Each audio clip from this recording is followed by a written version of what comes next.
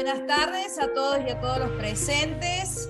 Le damos la bienvenida, como así también a las que nos están siguiendo por el canal de YouTube. Voy a presentar la conferencia del licenciado Carlos Magro, Educar en Tecnología Educativa.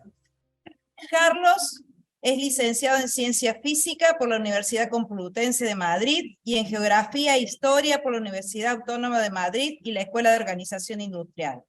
Presidente de la Asociación Educación Abierta, trabaja como consultor independiente en educación, miembro del Departamento de Diseño, Innovación y Tecnología Educativa de la Universidad Camilo José Cela, es miembro del Consejo Asesor de Cuaderno de Pedagogía y miembro del Grupo de Investigación de la Universidad del Conocimiento Abierto para la Acción Social de Granada, miembro del Aula Blog, de Colectivo Dime, y ha sido director académico de innovación del Instituto Europeo de Diseño de España. Es director de Comunicación, Marketing y Proyección Institucional del EOI de la Escuela de Organización Industrial. Es director de la Oficina de Información Científica de la Fundación Madrid Más en la Consejería de Educación de la Comunidad de Madrid. Estimado Carlos, bienvenido, te damos la palabra. Muchísimas gracias, Alicia. Un placer volver a verte, aunque sea en la distancia. Muchísimas gracias a la Secretaría por la invitación, a Horacio en persona por su invitación a acompañaros, a que os acompañe esta tarde hoy aquí. Voy a compartir la presentación que he preparado para no demorarme y para no hacerlo más largo de lo que seguramente será. Es una presentación bastante densa. Se la haré llegar luego a Alicia y a Horacio por si queréis tenerla para consultarla. Ahí vais a ver que hay bastantes referencias, que hay documentación que podéis consultar posteriormente a la conferencia. Segundito que creo que ya la estáis viendo. ¿Me lo confirmas, Alicia? Sí. Vale, perfecto. He cambiado un poquito el título, he hecho una mezcla de dos títulos y por un lado quería hablaros, hay miles de desafíos, ¿no? Afortunadamente, ¿no? Afortunadamente tenemos muchísimos desafíos en educación en todos los países, cada uno tiene los suyos, pero todos tenemos desafíos comunes. Esa es la parte también interesante de poder compartir con otras provincias, con otras regiones, con otros países sus problemáticas, porque en educación que todo es muy contextual, que todo está muy situado, sin embargo también vemos que hay mucha problemática y mucho reto compartido. Luego voy a empezar con una pequeña reflexión sobre algunos retos de la escuela. En concreto, me interesa muchísimo llevaros a un territorio que tiene que ver con pensar sobre el sentido de lo escolar. Es casi como volver a los principios, volver a pensar del porqué de la escuela o del porqué de la educación. Ese volver a los principios y a las raíces, que es un poco la imagen que estáis viendo en pantalla, no tiene que ver con volver al pasado, tiene que ver con ir hacia lo fundamental, ¿sí? Hacia aquello que realmente consideramos que es importante. Y muchas veces el día a día, las dificultades, las problemáticas, muchas cosas que nos aparecen ¿no? de repente en el horizonte nos hacen perder de vista. Entonces, la primera parte de la charla la voy a dirigir hacia ese pensar un poco en la raíz, ¿no? en lo fundamental del acto de educar y del sentido de la escuela. Y entre los retos que simplemente voy a nombraros, voy a centrarme luego un poquito más en el reto de la tecnología. Y también he cambiado un poquito el título con respecto a lo que decía Alicia. Solamente he cambiado el educar en tecnología, que es evidente que tenemos que hacerlo, por un educar la tecnología educativa. Educar la tecnología educativa tiene que ver también con preguntarnos cómo podemos hacer como educadores, cómo podemos hacer desde los sistemas educativos para que la tecnología que se dice educativa sea realmente educativa. Entonces tiene que ver no solo con algo que yo considero evidente en 2023, que es que tenemos que educar en tecnología educativa y que tenemos que educar con tecnología educativa, sino que tenemos también que hacer un esfuerzo por manejar en las escuelas tecnología que realmente sea educativa o que sirva a los fines educativos que nos hemos propuesto. Esto es un poco el plan que he trazado para la tarde de hoy. Comenzaba con una cita de una amiga, que es Tiscar Lara, que, que dice algo que es muy de sentido común y que todos yo creo que estamos de acuerdo. Esta idea de que la tecnología nos guste más o menos, queramos, estemos a gusto o molestos, pues es parte de nuestra vida, siempre lo ha sido, ¿no? Pero hay una serie de tecnologías en estos momentos que son pervasivas, ¿no? Que están realmente alrededor nuestro de una manera a veces también invasiva y que nos ocupa mucho tiempo. Pero es nuestra vida. Nuestra vida está rodeada de tecnología con sus complejidades. La escuela, por otro lado, hace tiempo que hemos decidido y hemos dicho entre todos, y esto es un pacto, digamos, social, que educa para la vida. Si la escuela debe educar para la vida, bueno, pues no me cabe ninguna duda y por eso tampoco voy a insistir mucho en esta idea de que tenemos que educar en y con tecnología, pues tenemos que educar en y con tecnología y por tanto educar en un uso crítico de esa tecnología, no en una aceptación sin más de la misma. Como os decía, esta primera parte quiero llevaros a un territorio que tiene que ver más con la reflexión, con pensar en la escuela o con pensar la escuela.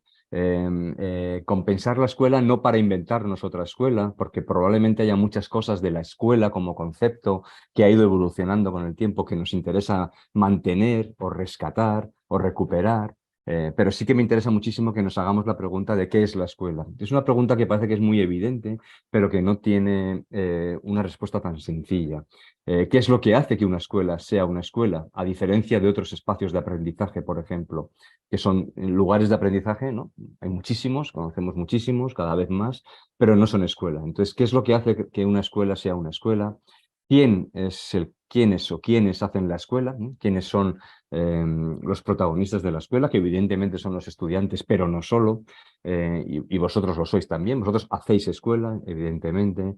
Y bueno, una mínima reflexión sobre qué es necesario enseñar en la escuela, lo que podríamos decir el currículum en todo su sentido, el oculto, el explícito, el nunca dado, ¿no? Esa complejidad del currículum y, por supuesto, cuál es la relación que existe entre tecnología y educación escolar. Esta idea de pensar la escuela o de invitaros a cuestionar la escuela eh, o de pensar la escuela para cuestionarla, ¿no? Porque yo os decía, mucho seguramente habrá que rescatarlo, habrá que recuperarlo o habrá que mantenerlo, pero mucho de lo que tenemos en la escuela, de las prácticas de la escuela, de las culturas escolares, de lo que sucede en la escuela o alrededor de la escuela, no nos gusta y por eso nuestra a nivel individual, pero desde luego a nivel también de sistemas municipales, regionales, estatales, queremos cambiarlo. Luego, también quiero invitarlos a cuestionar la escuela, pero al mismo tiempo quiero invitarlos también a cuestionar el propio cuestionamiento que se le hace a la escuela. Con esta idea que os decía al principio, no es que tengamos que derribar el edificio de la escuela que hemos ido construyendo desde Sarmiento, ¿no? Desde hace 100 años, no tenemos que derribar la escuela tal y como la conocemos, tenemos que repensar la escuela, resignificar la escuela, entender la escuela en el contexto de 2023, de la época en la que estamos viviendo, mantener aquello que consideremos que es ¿no? radical de la escuela, que está en la raíz de la escuela, y eliminar todo aquello que consideremos que es superfluo a la escuela. Eso es un poco lo que me gustaría, no lo vamos, es demasiado ambicioso, pero sí me gustaría dejaros por lo menos la picadura, ¿no? Para que ese pensamiento se nos quede cada vez que estemos pensando sobre el sentido de la escuela. Como os decía, me centraré en algunos de los retos. Quería empezar, como os decía desde el principio, con lo que me parece más radical de la escuela, con lo que me parece que es más fundamental en el concepto de escuela o en el concepto, y que tiene que ver con el concepto propio de educación, ¿no? ¿Qué es esto de la educación? Y qué es la acción educativa? Y tomo estas palabras de Miriam Prieto, es una profesora de la Universidad Autónoma de Madrid, que me parece que son clarividentes. Dice Miriam Prieto que la acción educativa nace precisamente de la condición de todos nosotros, del ser humano, como sujeto inacabado. Nosotros nacemos sin tener una especialidad, necesitamos aprender durante muchos años, somos totalmente desvalidos cuando nacemos, y esa desespecialización, ese sujeto inacabado que sale al mundo, es lo que hace que necesitemos de la educabilidad. Pero es precisamente esa capacidad de educarnos es la que nos permite llegar a ser algo, llegar a ser una persona, llegar a ser algo. Esto es fundamental en el concepto de educación y de escuela. De esta condición de educabilidad y de capacidad de llegar a ser, pues nace lo más característico de la educación, que es el principio de confiar siempre en las posibilidades del sujeto que se educa, y esto es fundamental en la escuela. Tenemos que confiar siempre en los que tenemos delante, nuestros estudiantes, en las posibilidades que tienen nuestros estudiantes de educarse, y esto es, si no tenemos, digamos, dicho de otra manera, en el lenguaje más moderno, si no tenemos altas expectativas hacia todos los estudiantes que tenemos en el salón de clase, esto va a fracasar. Y este es el principio fundamental, el principio de confianza y la máxima finalidad de la educación, que es educar sujetos, educar personas comprometidas con el mundo, comprometidas con la realidad y comprometidas con el resto de la humanidad, ¿no? Con el resto con los otros. Digamos que estas dos, que veis que estoy situado como en un plano tremendamente alto, porque me parece fundamental no perderlo de vista cada vez que nos encontramos con dificultades en las aulas, en los centros educativos o con dificultades o retos de cualquier tipo. Insistiendo un poco en esta idea, es el abanico de posibilidades que despliega esta idea de que del poder ser del sujeto. O sea, el sujeto siempre puede ser algo distinto de lo que era en su nacimiento y algo distinto siempre. Entonces, el abanico de posibilidades que se abren a las personas hacen posible la educación y hacen deseable la educación y hace que la educación tenga un sentido, ¿no? Para todos. De hecho, la educación nos invita siempre a proyectarnos, ¿no? A ir hacia adelante, a hacer sujetos diferentes, a interpretarnos de una manera diferente, a imaginar mundos posibles, que además cada uno de nosotros y como colectivo podemos hacer realidad. La educación, y estoy todavía, ¿no? Ahí en la parte más profunda de por qué educamos, explora todas las posibilidades del sujeto humano que se derivan de este inacabamiento, ¿no? De este nacer inacabados, ¿no? Imperfectos. Y todo esto se lleva a cabo a través de esto que llamamos la relación educativa, que es fundamentalmente una relación ética. Y esto es fundamental también, porque ser docente no es lo mismo que cualquier otra profesión. El aceptar ser un educador de unos jóvenes implica una relación ética, implica un compromiso con esas personas que estamos educando, implica de alguna manera hacernos cargo de esas personas, menores normalmente, que están educándose con nosotros. Por tanto, veis que no es una profesión cualquiera, como todos sabemos, pero no está mal. Yo creo que es tremendamente importante recordarlo. Luego, recordando un poquito esta primera idea, es precisamente esta fragilidad con la que nacemos. La vivimos claramente, además, esa vulnerabilidad y esa fragilidad que a veces con la propia tecnología se nos olvida, ¿no? Porque nos creemos todopoderosos, pero la vivimos desgraciadamente durante la pandemia. Son esa fragilidad, esas dificultades que siempre experimentamos todos como personas para interpretar lo que nos pasa, esa incertidumbre sobre lo que nos va a ocurrir en el futuro, en el trayecto, lo que hace necesario la educación. Luego vemos que la educación no es un capricho, no es un capricho que tenga que ver solo con prepararnos para ¿no? Para el mercado laboral, ni para, ¿no? Es realmente algo fundamental en esta idea de convertir sujetos que nacen inacabados y frágiles en sujetos autónomos e independientes gracias a la educación. Y por eso también hemos inventado o queremos darle sentido a la escuela. Es decir, si hacemos un análisis histórico realmente no estoy seguro que inventásemos la escuela para esto, pero desde luego ahora sí que tenemos escuela porque queremos darles a todos la oportunidad de poder proyectarse en un futuro de una manera distinta. Queremos que todo el mundo, a través de la escuela, tenga las palabras que les permitan entender el mundo. Queremos la escuela para que nos dé tiempo para cuidarnos y cuidar del mundo. Y la pregunta que tenemos que hacernos es si la escuela como la tenemos ahora mismo, las escuelas que vosotros visitáis habitualmente, iluminan el mundo de los adolescentes y los jóvenes, si las escuelas están abriendo horizontes de posibilidad o por el contrario, y esto está sucediendo también, plantean barreras, provocan exclusión, si dan esperanza o al contrario, en algunos casos son proveedoras de desesperanza. Esta es un poco una primera idea que tiene que ver con lo fundamental del acto de educar. Por otro lado, en 2023 estamos, no me canso de decirlo, creo que viviendo una oportunidad enorme de reescritura de la educación. Tradicional en el sentido de una educación que nos permita solventar o no dejar a nadie atrás, por decirlo de otra manera. Y estamos en un momento de oportunidad porque tenemos, en palabras de un compatriota vuestro, de Axel Rivas, tenemos numerosas inspiraciones alrededor nuestro, que están alcanzables además, y tenemos un montón de esperanzas practicables que también están alrededor nuestro y que nos pueden iluminar en el camino de la innovación y de la transformación. Esta oportunidad nos tiene que llevar a pasar de unas maneras de enseñar y de una escuela que muchas veces se contentaba con un aprendizaje muy superficial a una escuela que realmente prepare, ¿no? para comprender lo que, ¿no? para aprender profundamente y para comprender lo que nos pasa. Y sobre todo tenemos la responsabilidad de superar una escuela que durante muchos años ha sido selectiva, o sigue siendo en algunos casos. Una escuela que naturalizaba las desigualdades y que dejaba y deja mucho las cifras que tenemos de fracaso, de abandono, de repetición en Argentina o en España son demasiado altas para poder permitírnoslas como países.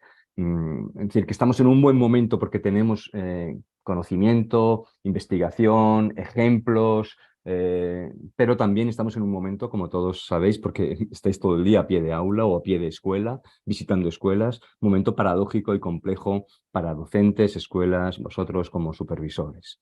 Una de las complejidades tiene que ver con estos estudiantes, estos adolescentes y jóvenes que no se sienten interpelados para nada con lo que sucede en la escuela, que de alguna manera sienten que su voz no cuenta demasiado en la escuela, que no están interesados por el aprendizaje, que no le ven sentido a estar en la escuela. Y este no verle sentido a estar en la escuela creo que es de todos los retos que tenemos muchísimos, probablemente el más importante. Luego, si yo empezaba al principio tratando de buscar las raíces de por qué de la educación y del sentido profundo de la educación. Ahora quiero darle la vuelta y pensar que cuando tenemos retos importantes, o, por ejemplo, malas conductas en el aula, tiene que ver muchas veces con una crisis que se está larvando desde hace años y que tiene que ver con el sentido de la escuela. La escuela, como os decía, debería ser el lugar donde negociar significados, donde producir sentidos a los adolescentes de lo que les está pasando en su vida. Debería ser el lugar, además, que fomentase el deseo de aprender durante toda la vida, desarrollar el aprendizaje en lo que sea durante toda la vida. Sin embargo, muchas veces es un lugar carente de sentido. No me da sentido, no me permite significar las cosas que me pasan, tampoco a los docentes. Y además, desgraciadamente, también en muchos casos no solamente no genera deseo, sino que genera precisamente lo contrario, una especie de rechazo hacia el aprendizaje, una desafección hacia el aprendizaje. Esta falta de sentido, paradójicamente, la tenemos detectada y paradójicamente ha ido creciendo según hemos ido intentando darle un sentido más utilitario a la escuela. Yo creo que en las últimas décadas que hemos avanzado en ciertas cosas, por otro lado también desgraciadamente hemos creado una escuela que quería tenerlo todo bajo control, precisamente porque no sabía, había cosas que no terminaban de ir bien. Y esta escuela ha creado, esta escuela que quería tenerlo bajo control, sin riesgo, una escuela muy burocrática, una escuela muy dominada por la urgencia, ¿no? ¿no? por lo que viene, ¿no? Lo que tenemos que integrar rápidamente porque es la última novedad, o una escuela muy orientada a la utilidad, ¿no? a los títulos. Esta escuela creo que ha profundizado probablemente la crisis del sentido de la propia escuela. Y lo ha hecho también porque ha olvidado que educar, el estar con unos estudiantes en un aula, es difícil que sea algo sólido, predecible y libre de riesgos, porque educar siempre conlleva un riesgo. El propio hecho de educar lleva un riesgo porque no estamos con objetos inanimados, sino con seres humanos. Luego, probablemente intento de hacer de la educación algo que siempre funciona, algo que no falla, ha tenido el efecto contrario porque hemos olvidado que en la raíz misma de la educación está el riesgo. Hemos olvidado, como dice Philippe Merieux, que me gusta mucho, recomiendo, bueno, le conocéis bien por allí, que lo normal en la educación es que la cosa no funcione. Lo normal cuando yo me meto en un salón de clases es que no funcione lo que he programado, porque lo normal es que el otro se resista, dice él, se esconda o se revele. Es decir, que educar siempre conlleva un riesgo. Y en la educación siempre tenemos que tomar partido, pero sobre todo siempre conlleva un riesgo. Y es un riesgo que está intrínseco al propio hecho de educar. Un riesgo que evidentemente lo podemos tratar de aminorar con formación docente, que es fundamental, pero no está ahí. No lo vamos a quitar del todo porque tengamos a los mejores docentes y los más formados, que insisto, es una política importantísima que tenemos que llevar adelante. Tampoco lo vamos a quitar del todo si nos vamos al lado de la evidencia científica, porque la evidencia científica nos ayudará, pero no es suficiente para eliminar el riesgo intrínseco de la educación. Ni tampoco lo vamos a eliminar del todo, aunque tuviésemos los estudiantes más esforzados y más motivados del mundo. Y no lo vamos a hacer porque lo que quiero transmitiros es esta idea de que la educación nunca es, no es algo no es algo que funciona siempre, no es llenar una vasija, es más bien encender una llama, ¿no? Que diría Gerbiesta.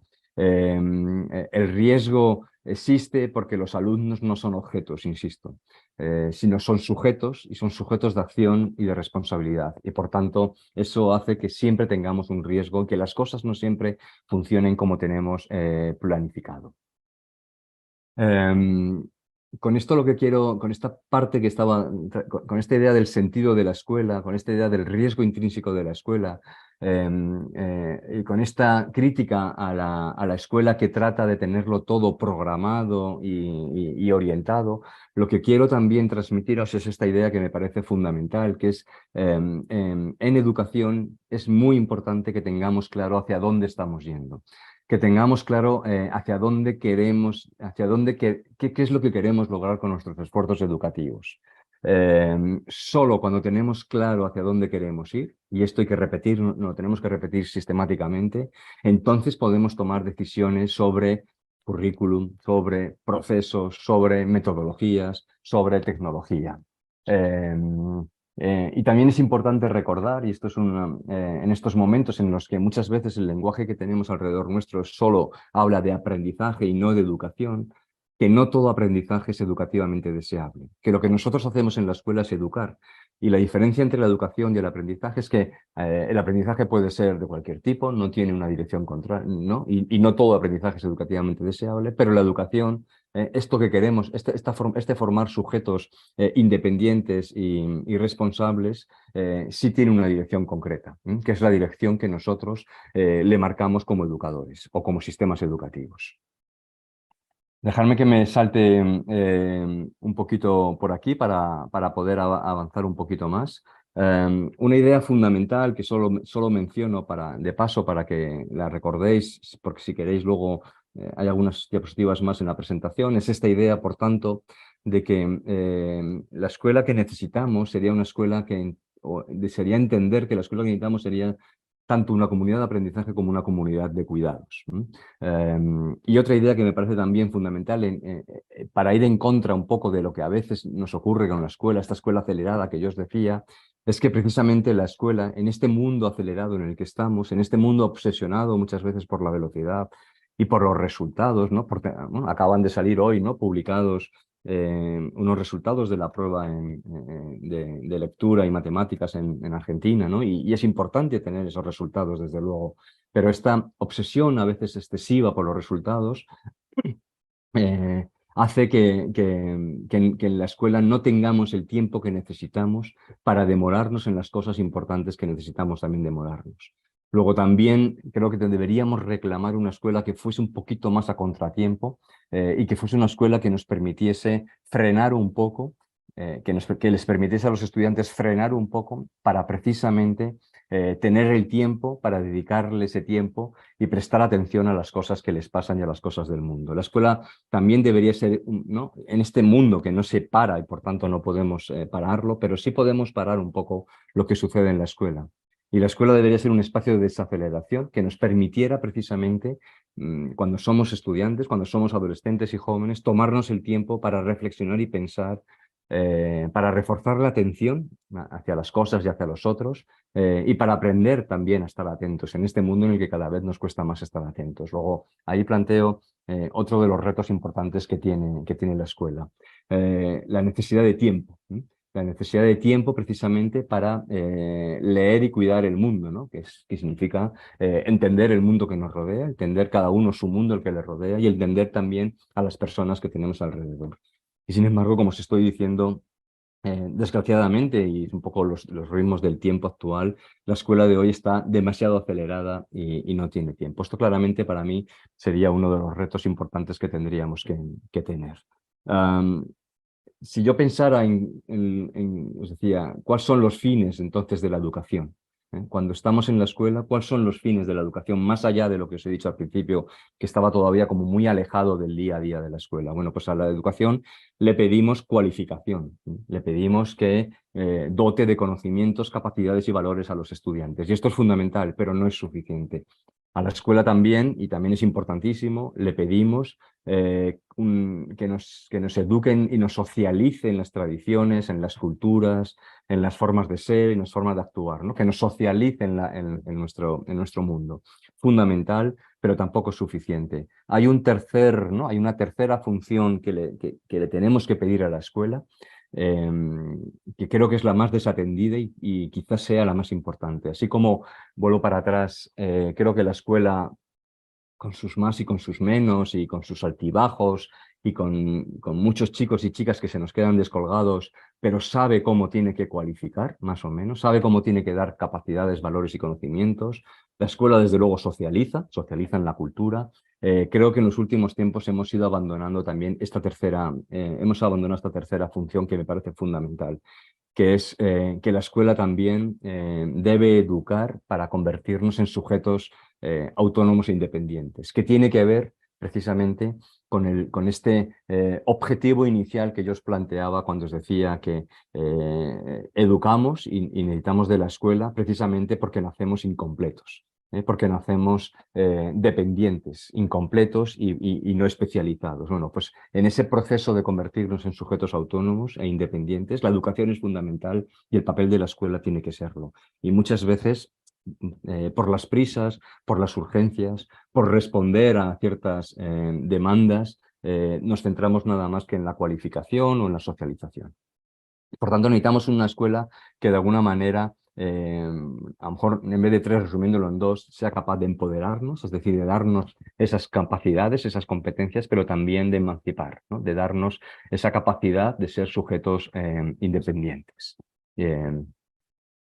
Una escuela que de alguna manera convierta a los alumnos en alumnos sujetos, no alumnos objetos, sino alumnos sujetos capaces de vivir en el mundo sin ocupar el centro del mundo. Ya sabéis que lo infantil se caracteriza precisamente por pensar que ¿no? Un niño es infantil cuando piensa que solo él es el centro o ella es el centro del mundo. Salimos de la infantilidad cuando entendemos que hay el otro, ¿no? Que hay otros problemas, otras personas, y ese proceso de hacernos sujetos, pero al mismo tiempo entender que no estamos en el centro del mundo, es el proceso de salir de lo infantil hacia el mundo de la madurez. Y ese es el proceso en el que acompaña a la escuela. Es una escuela que además también, y es muy importante en estos momentos, debe ayudarnos a superar nuestros impulsos. Y eso tiene muchísimo que ver, como vamos a ver, con la tecnología. Es una escuela, por tanto, que nos permite decir hacernos sujetos independientes, pero al mismo tiempo nos hace capaces de hacer lo colectivo, hacer el nosotros. ¿Qué más retos podríamos, y los paso rápidamente para entrar en el tema de la tecnología? En primer lugar, una escuela integradora que combata la segregación. Estos son los grandes retos que creo que tiene la escuela argentina, como lo tiene la escuela española, como lo tiene casi todas las escuelas del mundo occidental. Una escuela que combata la segregación, las desigualdades sociales, una escuela que articule las prácticas alrededor del principio de educabilidad, es decir, todos nos podemos o se pueden educar, esto es fundamental.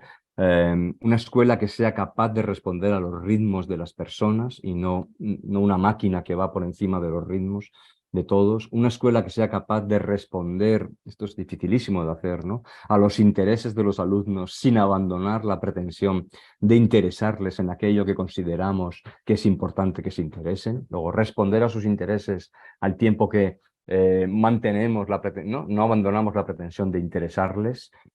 Una escuela que es capaz de poner sobre la mesa un currículum sensible a todos los que están en la escuela, lo que en otros términos se habla de un currículum justo, o sea, un currículum para todos y para todas, y que acoja las otras culturas que están en la escuela y fuera de la escuela. Una escuela que, por tanto, si es un currículum justo, debería modificar sus metodologías, su manera de evaluar, su manera de organizarse. Bueno, eso es un reto también importante.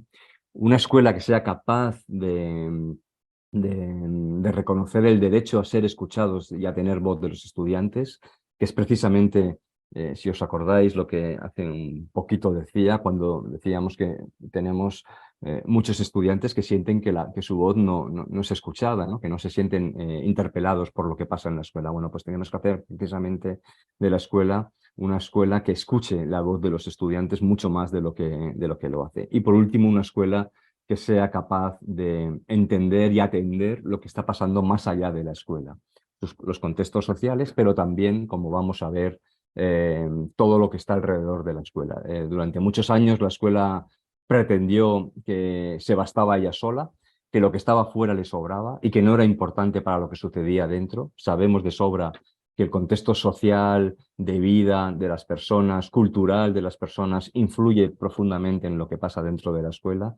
Y la escuela que tenemos que construir ahora es una escuela, no una escuela fortaleza, sino una escuela que es capaz de precisamente incorporar todo lo que pasa fuera. Y entre lo que pasa fuera es fundamental incorporar la idea de que estamos viviendo en un ecosistema digital, un ecosistema, como os decía al principio, absolutamente impactado por la tecnología.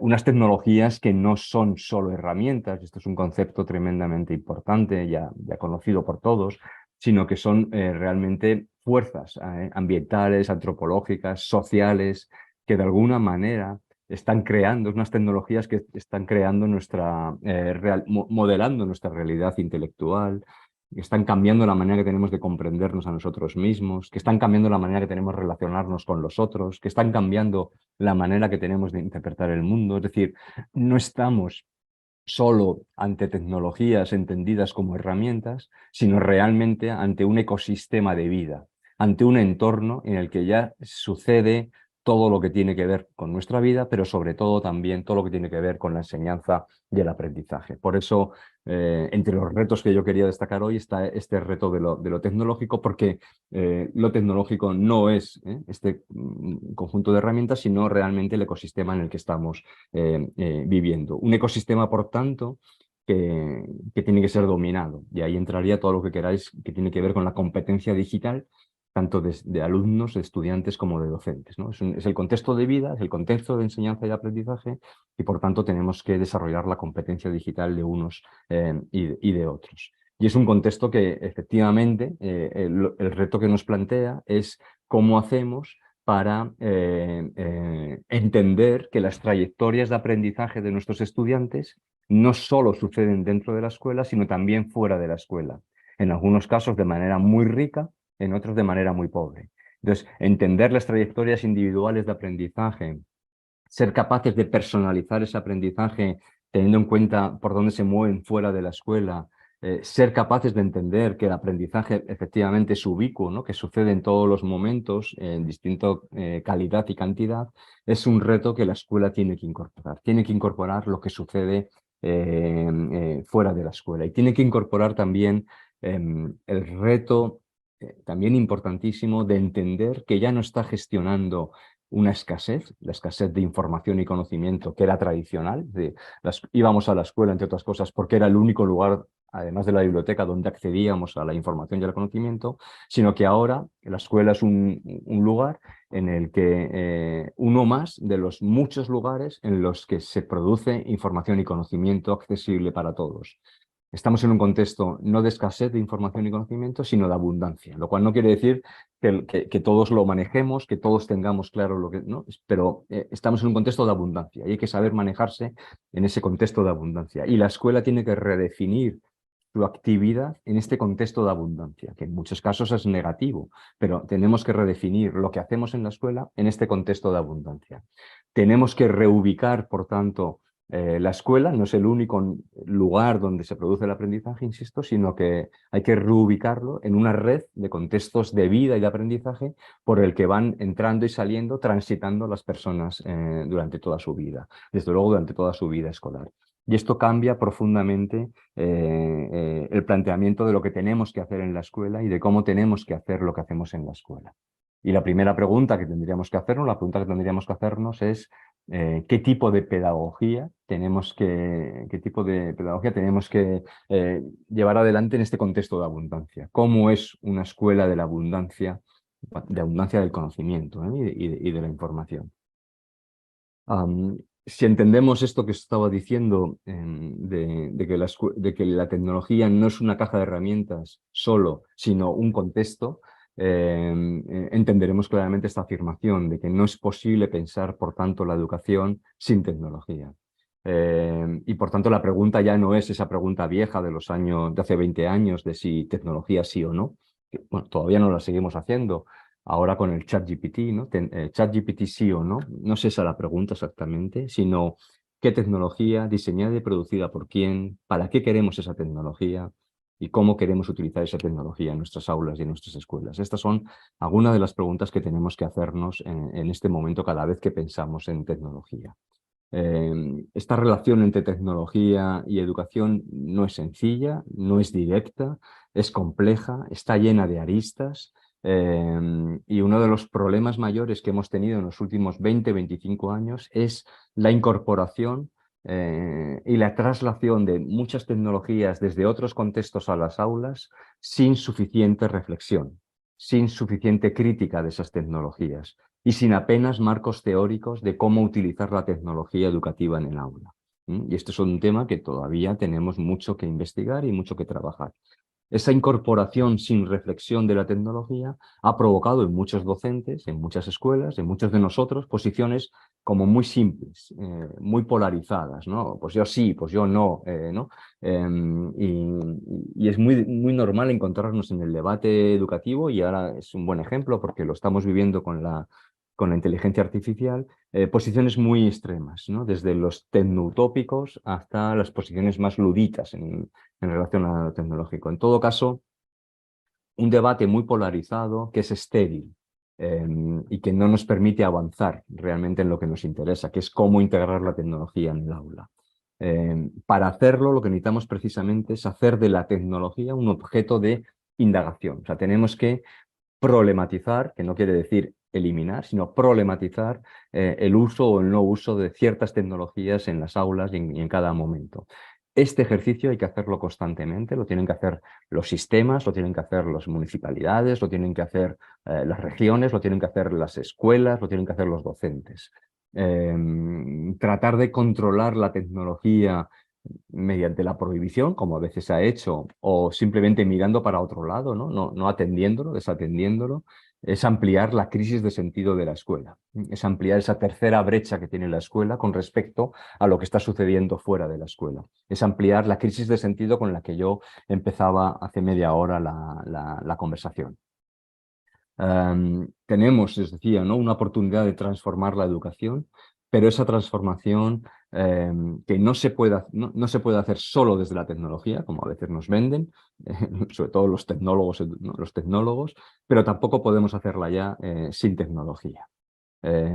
Sabemos, y hay mucha investigación sobre esto, tenemos muchísimos ejemplos que las tecnologías por sí solas no dan respuesta a los problemas que tenemos en el aula o en la escuela, que son problemas socioeducativos.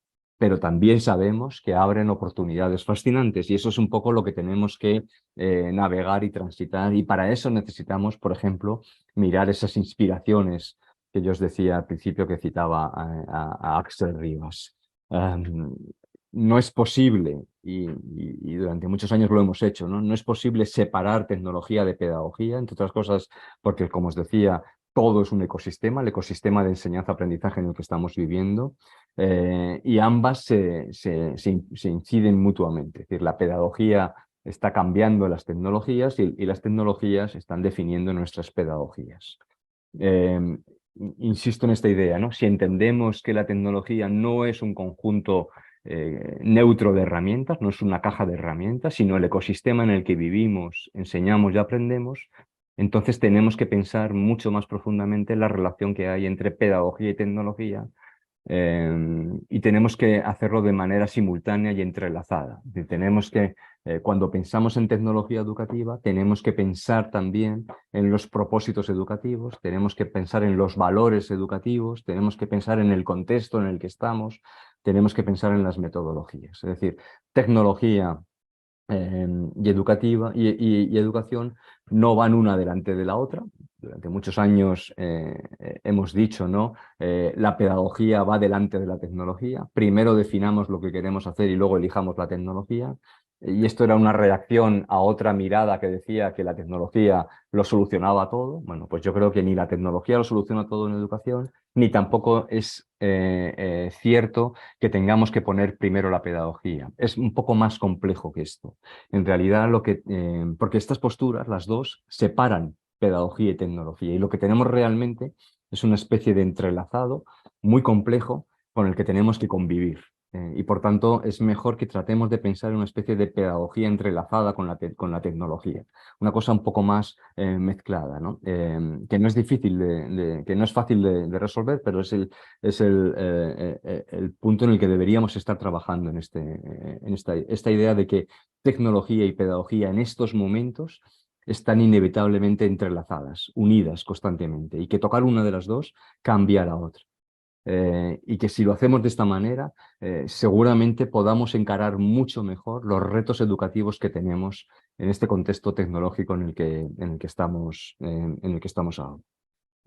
Estoy casi terminando para dar paso ahora a unos comentarios. Sin embargo, durante muchos años, pues, la tecnología educativa, os decía, se ha incorporado en las aulas sin reflexión, sin problematizarla. Y muchas de las tecnologías educativas que hemos incorporado están en desacuerdo con los propios propósitos, valores, sensibilidades educativas. Hay mucha tecnología educativa que recupera pedagogías que habíamos descartado. Las de la zanahoria y el palo, ¿no? Por ejemplo. O sea, hay mucha tecnología educativa aparentemente muy glamurosa y muy moderna que está recuperando unas pedagogías que ya habíamos superado, que ya no estábamos ahí. Por tanto, insisto en esta idea de que cada vez que incorporemos tecnología en las aulas, pensemos muy bien y reflexionemos sobre qué tecnología estamos incorporando, hasta qué punto esa tecnología educativa es realmente educativa. Hasta qué punto esa tecnología está aportando en la línea de lo que nosotros queremos hacer educativamente. Y esto me salto aquí un poquito para avanzar, es un tema tremendamente importante. Necesitamos de alguna manera pensar más educativamente la tecnología educativa, que es un poco cuando yo ponía en el título educar la tecnología educativa, me estaba refiriendo a esto. ¿Cómo podemos hacer para asegurarnos que la tecnología que se dice educativa sea realmente educativa, esté alineada con los propósitos, con los valores, con las pedagogías con las maneras de hacer, con lo que queremos fomentar en nuestros estudiantes, ¿no? ¿Cómo podemos hacer para que esa tecnología sea realmente una tecnología educativa? Esta transformación de la que he hablado un par de veces, esta transformación educativa, evidentemente no pasa por tecnificar la escuela, sino por escolarizar, o mejor dicho, por educar las tecnologías educativas. No nos fiemos de que tengan el adjetivo educativa detrás de tecnología. Tenemos que ser nosotros, el mundo educativo, el que realmente eduque esa tecnología educativa para asegurarnos que esas tecnologías educativas realmente lo son.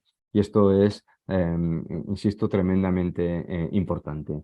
Y tenemos también que hacer ver a todos que o hacer de la tecnología educativa algo un poco más humilde, ¿no? Porque durante muchos años, todavía ahora, se nos vende tecnología educativa con la promesa de que va a solucionarnos todos los problemas educativos. Ya sabemos que no es cierto, lo acabo de repetir. Entre otras cosas porque también sabemos, como he dicho hace un ratito, que en educación no podemos librarnos de los riesgos, porque educar siempre conlleva un riesgo. Luego, ni la tecnología, ni la educación basada en evidencias, ni los mejores profesores del mundo, ni los mejores estudiantes del mundo nos van a librar nunca del riesgo y de que las cosas no funcionen como queramos. Eso no es no tenemos que desanimarnos por eso, eso es intrínseco realmente a la educación. Por tanto, igual que os digo que tenemos que educar la tecnología educativa, también tenemos muchas veces que educar la propia educación. Es decir, ir más allá de esa mirada reduccionista del aprendizaje, superar la mirada instrumentalista y recuperar esta mirada que os ponía yo al principio, que tiene que ver con discutir constantemente los fines y los propósitos de la educación. Porque solo entendiendo claramente, insisto, los fines y propósitos de la educación, creo que recuperaremos el sentido de la educación y de la escuela y a partir de ahí es un poco más fácil poder avanzar en la transformación que nos hemos puesto por delante. Voy a terminar aquí. Cito solamente a esta filósofa española que se llama Marina Garcés. Dice que educar es dar herramientas para leer el propio tiempo, pensar en vuestros estudiantes, en los estudiantes de los centros educativos que visitáis, herramientas para leer el propio tiempo y ponerlo en relación con los que ya han sido y con los que están por venir, para vivir el presente, dialogando con el pasado e imaginando el futuro. Herramientas para comprender que el futuro no es inexorable. Para muchos adolescentes y jóvenes, desgraciadamente, el futuro parece inexorable, sino que el futuro tienen que entender que es problemático y, por tanto, sujeto a sueños, utopías, esperanzas y posibilidades. Me detengo aquí para que podamos conversar ahora un poquito. Dejo de compartir y estoy a vuestra disposición para lo que haga falta. Muchísimas gracias.